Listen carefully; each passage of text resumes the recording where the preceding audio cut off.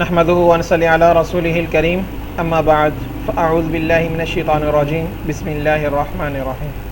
معزز المحترم شرکا، آج ہم بات کریں گے سبق نمبر 13 کے حوالے سے، اور اس سبق میں ہمارا ٹاپک ہے فعل مضارع منفی خاص، یعنی فعل مضارع ہی ہے، اس کو منفی بنائیں گے کچھ خاص حروف کے ساتھ، اور ان کا فنکشن کیا ہوگا معنوی طور پر اور لفظی طور پر فنکشن کیا ہوگا اس کو ہم ڈسکس کریں گے۔ ٹھیک ہے، ہمارا لیول 1 چل رہا ہے جی۔ اس سبق میں فعل مضارع دو خاص حرف نفی کے ساتھ، تو انگلش میں کیا ہو جائے گا negative present future tense, present کے لیے بھی فیوچر کے لیے بھی، چونکہ فعل مضارع مستعمل ہوتا ہے اس کو نیگیٹو میں استعمال کریں گے۔ تھوڑا سا اعادہ، پچھلے سبق میں ہم نے 2 حروف پڑھے تھے نفی کے لیے، ماضی کی نفی کے لیے اکثر ما، مضارع کی نفی کے لیے لا آتا ہے، اور یہ مثالیں ہمارے سامنے ہیں۔ وما ظلمہم اللہ، اور نہیں ظلم کیا ان پر اللہ نے، تو ما نے نہیں کا معنی دیا ہے۔ لا تجزی نفس عن نفس شیئا، تو لا کا معنی نہیں مضارع کے لیے۔ اس طرح لا یملکون شیئا ولا یعقلون، نہیں مالک وہ کسی چیز کے اور نہ وہ عقل رکھتے ہیں، تو نہ نہیں، یہ لا کا معنی پیدا ہو رہا ہے۔ ماضی میں یہ مثال ما ودعک ربک وما قلی، نہیں چھوڑا تم کو تمہارے رب نے اور نہ ناراض ہوا۔ تو یہ ہمارے سامنے ماضی کی مثالیں تھیں، اور یہ ہمارے سامنے مضارع کی مثالیں ہیں۔ ماضی کے لیے ما کا استعمال کیا نفی کے لیے، اور مضارع کی نفی کے لیے ہم نے لا کا استعمال کیا ہے۔ چونکہ اس سبق میں ہم خاص ڈسکس کریں گے مضارع کے ساتھ، تو مضارع کی گردان اگین ہمارے سامنے موجود ہے، اس کی ہم پریکٹس کر چکے ہیں، اور کوشش یہ کریں گے کہ اس کو ایک مرتبہ پھر دہرا لیں آپ۔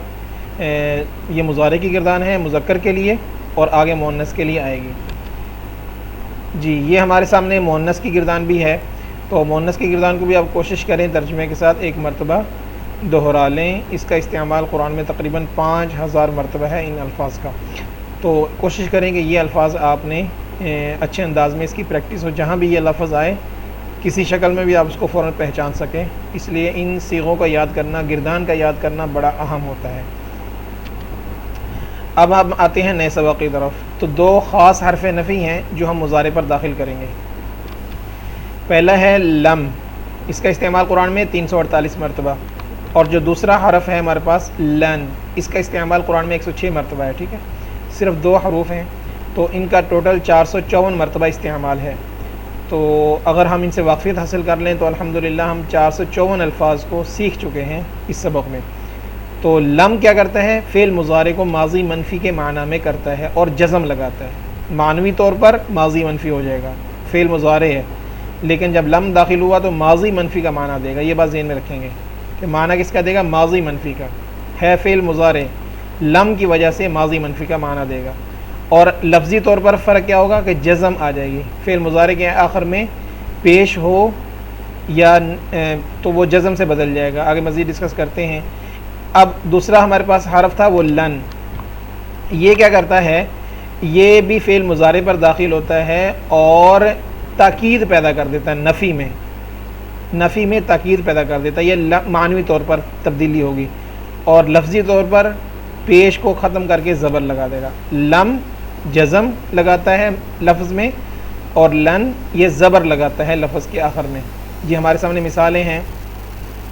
اب انگلش کے اعتبار سے لم کیا کرے گا؟ ڈڈ ناٹ کا معنی دے گا۔ لم اذهب، فار ایگزامپل لم اذهب، میں نہیں گیا، آئی ڈڈ ناٹ گو۔ اور اگر لن لگا دوں اذهب کے شروع میں، لن اذهب، تو یہ معنی کیا دے گا؟ ول نیور کا معنی دے گا، آئی ول نیور گو، میں ہرگز نہیں جاؤں گا۔ تو یہ بات ذہن میں رکھیں گے کہ لن ول نیور کا معنی دے گا، اور لم ڈڈ ناٹ کا معنی دے گا۔ اب مثالیں ہمارے سامنے ہیں۔ فَإِن لَمْ تَفْعَلُوا، یہ لم تفعلوا پر داخل ہو گیا، تو اس نے ایک تو نون گرا دی ہے، اگر پیش ہو تو پیش گر جائے گی، جزم آ جائے گی، اگر نون ہو تو نون گر جائے گا۔ ٹھیک ہے، پھر اگر تم نہ کر سکو، تو لم نے ماضی کا معنی اس میں پیدا کر دیا ہے، اگرچہ ان کی وجہ سے دوبارہ یہ فیوچر کا معنی دے گا، لیکن اگر اس کو ہم مد نظر نہ رکھیں، صرف لم تفعلوا کو رکھیں، تو یہ ماضی کا معنی ہے، ماضی کا صیغہ بن جائے گا، صیغہ مضارع کا ہے، معنن ماضی ہوگا۔ اب ہے ولن تفعلوا، تم ہرگز نہیں کر سکو گے، تو نفی میں تاکید کا معنی کر دیا. اور دوسرا یہ کرتا ہے کہ یہ مضارع کو مستقبل فیوچر کے ساتھ خاص کر دیتا ہے، حال کا معنی نہیں دے گا، پھر پریزنٹ کا معنی نہیں دیتا مضارع جب اس پر لن داخل ہوتا ہے. تو یہ لفظی طور پر تبدیلی کہ نون گر گیا ہے، تفعلون ہونا چاہیے لیکن لن کی وجہ سے نون گر گیا ہے. معنوی تبدیلی کہ فیوچر کے ساتھ خاص کر دیا اور نفی میں تاکید کر دی ہے، تم ہرگز نہیں کر سکو گے، تو ہرگز کا معنی نہیں کے ساتھ یہ لن کی وجہ سے ہے. جی مضارع کے آخری حرف پر پیش آتی ہے تو کیا ہوتا ہے؟ یہ ہمارے سامنے چوپر ہے، ٹھیک ہے، اور یہ ہمارے سامنے ہیمر ہے، ہتھوڑی. تو جو لم ہے یہ چوپر ہے سمجھو، تو یہ کیا کرے گا؟ پیش اور نون کو گرا دے گا. پیش اور نون کو، نون تثنیہ کی ہو یا جمع مذکر کی ہو، میں جمع کے ساتھ مذکر کا لفظ بول رہا ہوں، تثنیہ کی ہو یا جمع مذکر کی ہو تو نون گر جائے گی. جمع مؤنث کی نون نہیں گرتی، وہ مبنی صیغہ ہوتا ہے. تو یہ کیا کرتا ہے؟ لم فعل مضارع کے آخر میں پیش اور جو نون ہے اس کو گرا دے گا، ٹھیک ہے. اب آتے ہیں لن کی طرف. اس کو ہم نے ہتھوڑی، ہیمر اس کا نام ہے. فعل مضارع کے آخر سے پیش کو ختم کر دے گا اور نون ہٹا کر زبر لگا دے گا. جن صیغوں میں نون ہے، تثنیہ کے صیغے اور جمع مذکر کے صیغے، نون گر جائے گا. اور اگر جن صیغوں میں پیش آتا ہے تو پیش وہ زبر سے بدل جائے گا. یہ بات ذہن میں رکھیں گے. تو لن پیش کو زبر دے گا، زبر سے بدل دے گا، اور لم پیش کو جزم سے بدل دے گا. مثالوں سے بات مزید واضح ہو جائے گی انشاءاللہ. اب پہلے ہم فوکس کریں گے لم کو. چوپر، بغدہ، یہ کیا کرتا ہے؟ اس نے پیش کو کاٹ دیا تو پیش کی جو شکل بن گئی ہے وہ جزم والی بن گئی، ٹھیک ہے. تو گویا کہ پیش کو لم کیا کرتا ہے؟ جزم سے بدل دیتا ہے، آخر والی پیش. اور اگر نون ہو تو نون کو ویسے گرا دیتا ہے تو وہ ختم ہو جاتا ہے نون. لم فعل مضارع کے آخر سے پیش اور نون ہٹا کر جزم لگا دیتا ہے. جی ہمارے سامنے ہے لم. یہ یفعلو تھا، جب اس پر یہ چوپر داخل ہوا لم تو اس نے کیا کیا؟ یہ جو پیش تھی اس پیش کو جزم سے بدل دیا ہے، اس پیش کو جزم سے بدل دیا ہے. اور اگر نون والا صیغہ آ رہا ہے جس کے آخر میں نون آتا ہے، جمع کا ہو یا تثنیہ، جمع مذکر کا ہو یا تثنیہ کا، تو یہاں اس نے نون گرا دیا ہے، یہ شکل بن گئی ہے، ٹھیک ہے. یہ الف جب واو جمع آتی ہے تو اکثر اس کے ساتھ الف آپ کو نظر آئے گا. یہ الف زائدہ ہوتا ہے، پڑھنے میں نہیں آتا، صرف لکھنے میں آتا ہے. تو لم پیش کو جزم سے سکون یعنی کہ سے بدل دیتا ہے، نون کو گرا دیتا ہے. یہ ہے لم کا عمل. اب یہ پازیٹیو کے صیغے، مثبت صیغے جب ہم نے پہلے پڑھ لیے ہیں، اب ان پر جب لم داخل ہوا تو یہ تبدیلی واقع ہو جائے گی، یہ شکل بن جائے گی اب ان کی، ٹھیک ہے. لم یفعل، لم یفعل، نون گر گیا ہے. لم یفعلو، لم تفعل، لم تفعل، لم تفعلو، لم افعل، لم نفعل. پھر یہ مؤنث کے صیغے ہیں. لم تفعل، لم تفعل، لم یفعلنا. یہ دیکھو نون یہاں باقی ہے اس لیے کہ یہ مؤنث کا صیغہ ہے. جمع مؤنث کا صیغہ میں نون باقی رہتا ہے. آگے لم تفعلی، نون گر گیا ہے. لم تفعلا، لم تفعلنا. جمع کا صیغہ ہے مؤنث کا، نون باقی ہے. لم افعل، لم نفعل. تو یہ لم نے تبدیلی کر دی ہے، یہ صیغوں کی شکل بن جائے گی لم کی وجہ سے. اور دوسری بات لما بھی اسی معنی میں مستعمل ہے، یعنی لما کا عمل بھی لم ہی کی طرح ہے. گویا کہ لما بھی چوپر ہی ہے، بغدہ ہی ہے. تو اس کا معنی ہوتا ہے ابھی تک نہیں. لم کا معنی نہیں اور لما کا معنی ابھی تک نہیں. اب یہ ہمارے سامنے دوسرا باب ہے یضربو. اس کو آپ نے یہی تبدیلی پیدا کر لینی ہے، پوری گردان آپ نے یاد کی ہوئی ہے تو اب تبدیلی کے ساتھ یاد کر دیں گے. شروع میں لم لگا دیں گے یا لما لگا دیں گے. مثلا ایک مطلب دوہرا لیتے ہیں لم کے ساتھ. لم یضرب، لم یضربا، لم یضربو. لم تضرب، لم تضربا، لم تضربو. لم اضرب، لم نضرب. مؤنث کا صیغہ. لم تضرب، لم تضربا، لم یضربنا. لن تضرب، لن تضربی، لن تضربا، لم تضربنا، لم اضرب، لم نضرب. لما بھی لگا کے آپ نے سیم گردان کر لینی ہے. لما کے ساتھ بھی مسئلہ مؤنث کی کر لیتے ایک مرتبہ. لما تضرب، لما تضربا، لما یضربنا، لما تضربی، لما تضربا، لما تضربنا، لما اضرب، لما نضرب. جی ضربہ کے باب سے ہی یحلفو ہے. یحلفو یضربو کے وزن پر. یہ باب وہی ہے، صرف ہا لام فا ہے ادھر ضاد را با تھا، اب یہ مادہ بدل گیا، معنی بدل جائے گا. تو یہ قرآن میں 13 مرتبہ مستعمل ہیں، اس کی آپ نے گردان کر لینی ہے لم لگا کر.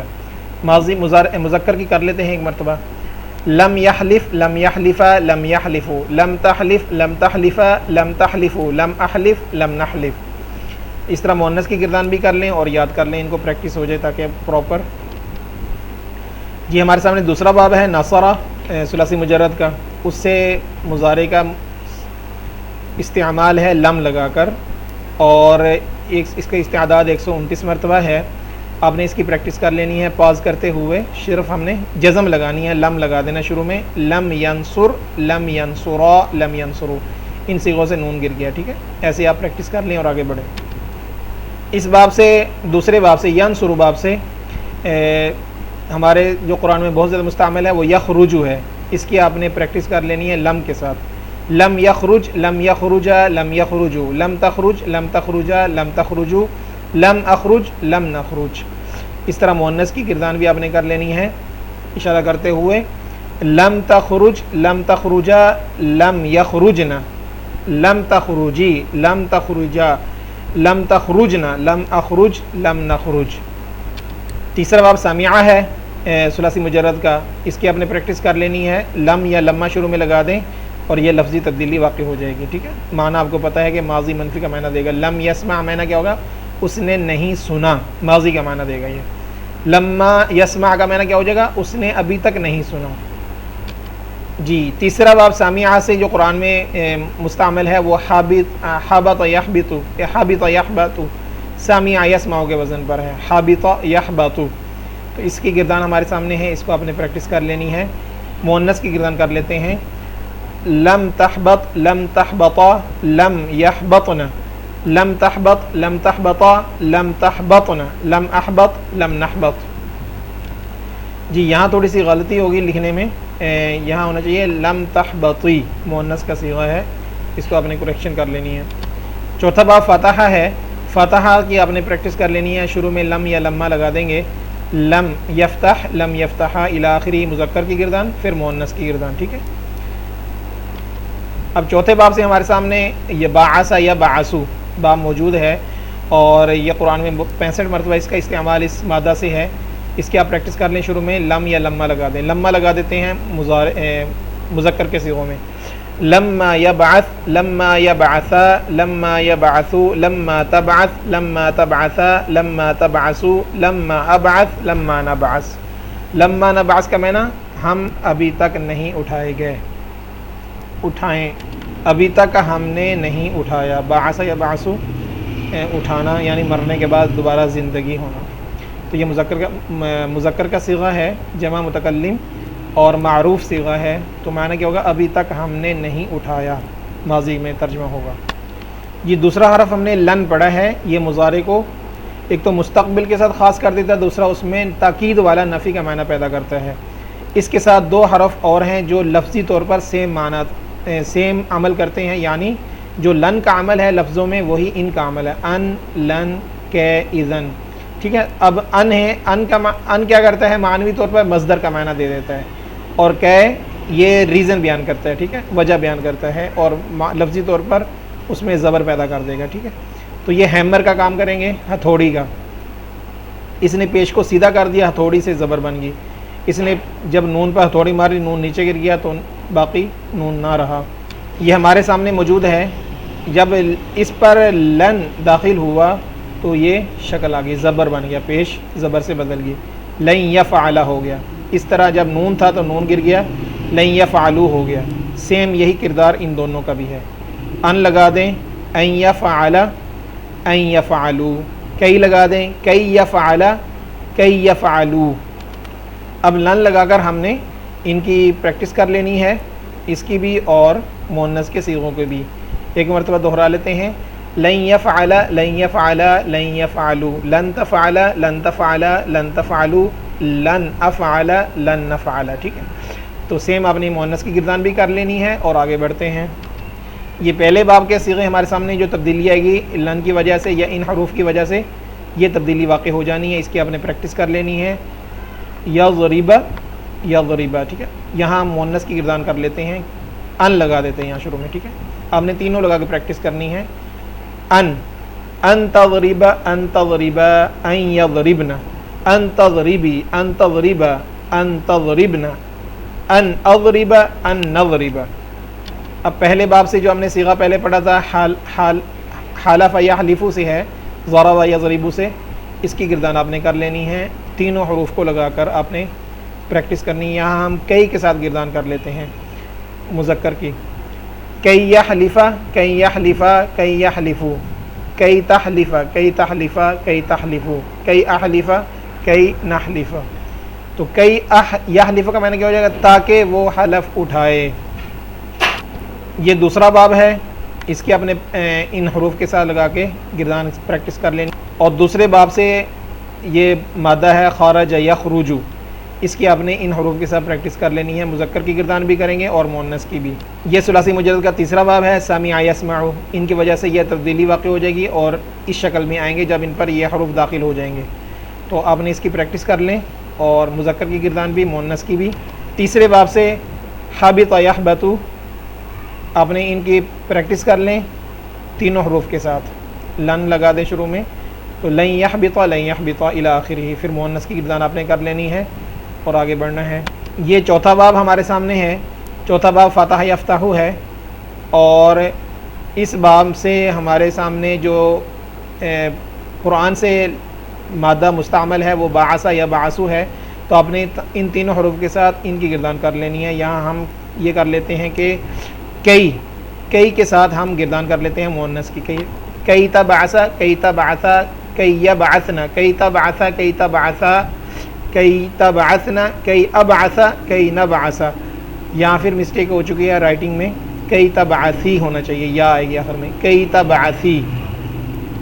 جی اب تک اتنا ہی. ہم نے الحمدللہ 2 حروف اور ان کے ساتھ ملتے جلتے کچھ حروف پڑھے ہیں، اور اس کی آپ نے کوشش کرنی ہے پریکٹس بھرپور ہو جائے.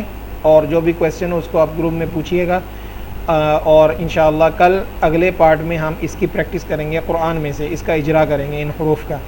اب تک کے لیے اتنا ہی، پھر ملتے ہیں اگلے سبق میں. تب تک اللہ حافظ.